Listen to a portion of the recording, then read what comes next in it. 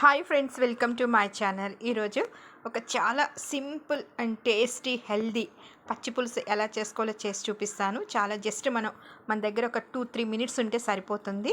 చాలా బాగుంటుంది. ఇది మనం ఎప్పుడైనా నోరు బాగోలేనప్పుడు ఇన్స్టెంట్గా చేసుకోవచ్చు. అలాగే మన దగ్గర కర్రీ చేసుకునే టైం లేనప్పుడు కూడా చాలా క్విక్గా అయిపోతుంది. మొత్తం దీంట్లో ఆల్ టేస్ట్ ఉప్పు, కారం, తీపి, పులుపు అన్నీ బాగుంటాయి. ఎప్పుడైనా మనకి ఫీవర్ వచ్చి తగ్గుతుంటే కాస్త నోటికి ఇట్లా తినాలనిపిస్తుంది కదా, ఇలా లైట్గా ఇట్లా మీరు పచ్చి పులుసు చేసుకుంటే చాలా బాగుంటుంది. చాలా సింపుల్. జస్ట్ మనం ఒక జార్ తీసుకొని ఆ జార్లోకి జస్ట్ 1 ఉల్లిపాయ అండ్ 1 పచ్చిమిర్చి, ఒక చింతపండు వేసుకొని కొద్దిగా వాటర్ పోసుకొని చక్కగా మనం పేస్ట్ కింద మిక్సీ పట్టుకొని ప్రక్కన పెట్టుకోవాలి.